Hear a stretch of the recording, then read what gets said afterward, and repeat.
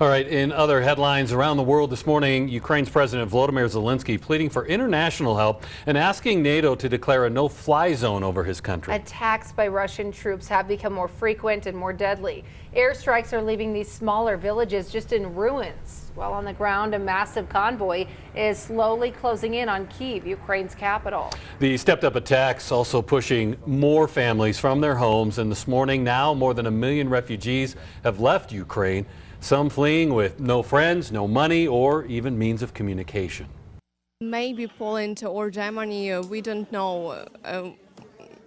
We haven't a friend in Germany. We don't know language, and I don't know. I feel bad, really. I love my Ukraine, and that one is hard to watch. Delegates from Russia and Ukraine have agreed on establishing humanitarian corridors out of areas of intense fighting to let civilians evacuate, to bring in food and medicine as well. A U.S. military official tells NBC News they believe the most violent phase of this war is yet to begin. Let's take another look at video released this morning showing satellite images of a Russian convoy advancing toward Ukraine's capital. The line of tanks and armored vehicles stretched some 40 miles outside of the city. So far, there has not been a major assault launch on Kyiv, but there has been shelled. According to U.S. defense officials, as of last night, Russian troops were 16 miles from the center of Kyiv. And take a look at this dashcam video.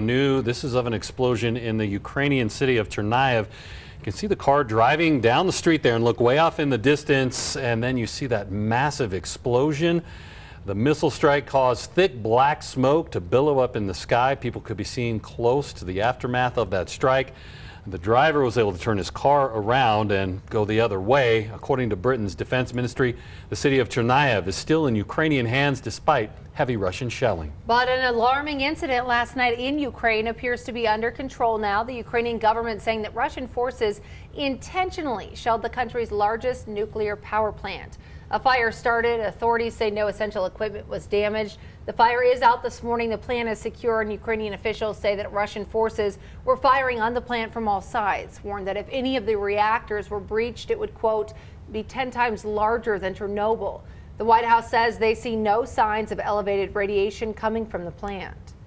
The key here is to extinguish the fire and thus to prevent irreparable damage to the power supplies for the cooling system. One more reassuring note, the U.S. Energy Secretary said last night that the nuclear plant's reactors were protected by robust containment structures and were being safely shut down. The Ukrainian president also reacting this morning to that attack on the nuclear plant. In a video message this morning, President Zelensky saying Europe must wake up and called for urgent action to stop Russian troops. He also warned that if the plant were to explode, that would mean, quote, the end for Europe, unquote. President Zelensky said the Russian military knew exactly what they were shooting at because their tanks are equipped with thermal cameras. Zelensky also called for a direct meeting with Russian President Vladimir Putin. I think I have to talk with Putin. The world has to talk with Putin because there are no other ways to stop this war. President Zelensky says he is willing to offer concessions here, but nothing about Ukraine's independence. That's not on the table. And here in